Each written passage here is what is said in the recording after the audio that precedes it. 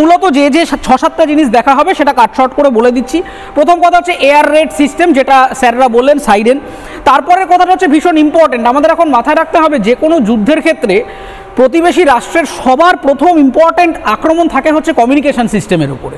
এর আগে যেটা হতো আপনারা দেখেছেন যে কখনো নদীপথে প্রবলেম তৈরি করছে, ব্রিজ ভেঙে দিচ্ছে, রেল নেটওয়ার্ককে অসুবিধা তৈরি করছে। তার কারণ হচ্ছে কমিউনিকেশন বিচ্ছিন্ন হয়ে গেলেই আপনি আলাদা হয়ে যাবেন।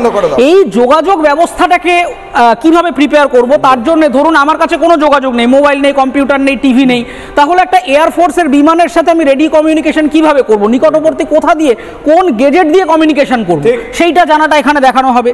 তারপরে দেখানো হবে হচ্ছে কন্ট্রোল রুম, শ্যাডো রুমগুলো কিভাবে কাজ করবে, ব্ল্যাকআউটের সময় ব্ল্যাকআউটের কথাটা আমরা স্যার বলেছেন।